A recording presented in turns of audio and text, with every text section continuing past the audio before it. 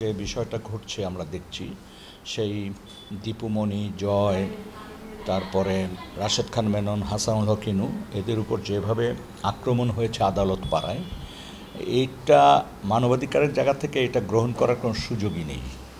বা দেশের প্রচলিত আইনে একজন মানুষ যখন আইনের আওতায় থাকেন, তার উপরে আক্রমণ হওয়া, হেনস্থা করা বা তাকে ছিনিয়ে নেওয়ার চেষ্টা করা, এর কোনোটাই কিন্তু আপনার মানবাধিকারের জায়গা থেকে সমর্থন করার কোনো সুযোগ নেই, যত বড় অপরাধের সাথেই তারা যুক্ত থাকেন না কেন। আমরা হয়তো কথায় কথায় একটা কথা ইদানিং বলছি যে গত 15-16 বছর ধরে মানুষ নির্যাতনের শিকার, নিপীড়নের শিকার, কথা বলতে পারেনি, দুঃশাসন এবং এই ধরনের ঘটনার সাথে যারা যুক্ত ছিলেন বা সাহায্য করেছেন বা সহযোগিতা করেছেন বা সমর্থন করেছেন, তাদেরকে যখন আইনের আওতায় নিয়ে আসা হচ্ছে, তাদেরকে যখন আদালতে উপস্থাপন করা হচ্ছে, তখন তাদের উপর যেই ধরনের হামলার ঘটনাগুলি ঘটছে, এটি কোনোভাবে কাম্য নয়। এটা একটা গণতন্ত্রের জন্য এটা থ্রেট, হুমকি। এবং বিচারালয়ে যখন একজন মানুষ বিচার প্রার্থী থাকবেন বা সম্ভাব্য অপরাধী হিসাবে তাকে আদালতে উপস্থাপন করা হবে, তিনি কিন্তু রাষ্ট্রের নিরাপত্তার মধ্যে থাকার কথা। কোনো অবস্থাতে তাদের হেনস্থার শিকার হওয়া, ফিজিক্যালি অ্যাসাল্ট করা বা মানসিকভাবে নিপীড়ন করা, এটির কোনো সুযোগ নেই। এবং এইটি মানুষ পছন্দ করে না। এটির বিরুদ্ধে কিন্তু একটা গণরায় দিয়ে ফেলেছে। অর্থাৎ গত 15-16 বছর তো এই ঘটনাগুলি ঘটেছে, এর বিপক্ষেই তো ছাত্র জনতা, শ্রমিক সবাই আন্দোলন করেছে, প্রতি ঘন্টায় ঘন্টায় মৃত্যুর কোলে ঢলে পড়েছে। এই আন্দোলনের চূড়ান্ত পর্যায়ে প্রায় 1000 মানুষ আত্মহতি দিয়েছেন নিজেদের জীবন।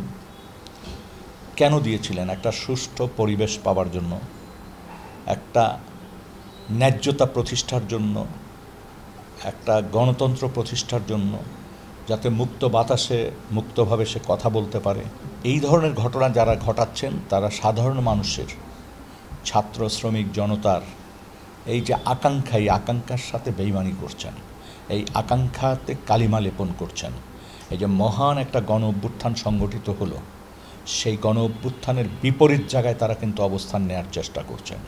তারা এটা বুঝে করুন আর না বুঝে করুন, কিন্তু সমাজে এর ক্ষত তৈরি হচ্ছে।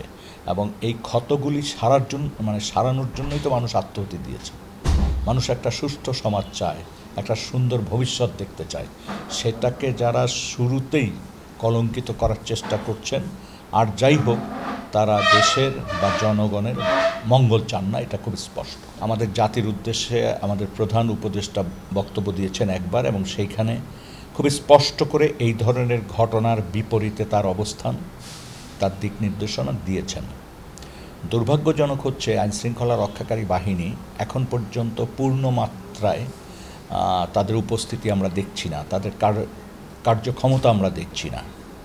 কার্যত আইনশৃঙ্খলা রক্ষাকারী বাহিনীর একটা নিষ্ক্রিয় ভূমিকা আমরা লক্ষ্য করছি।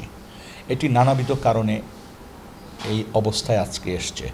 কিন্তু মানুষ হিসাবে রাজনৈতিক দলগুলো এবং সাধারণ মানুষ, সচেতন মানুষ, তাদের তো একটা দায় আছে। রাজনৈতিক দল তো এই দায় এড়াতে পারেন না।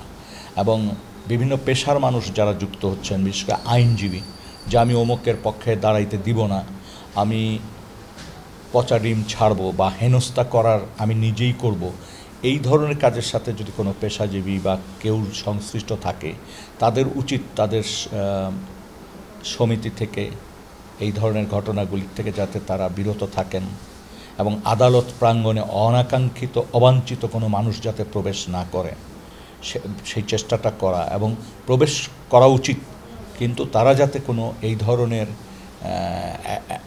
একটা পরিস্থিতি তৈরি করার জন্য পরিকল্পনা নিয়ে যেন কেউ কাজ না করেন, সেইটা দেখভাল করা উচিত।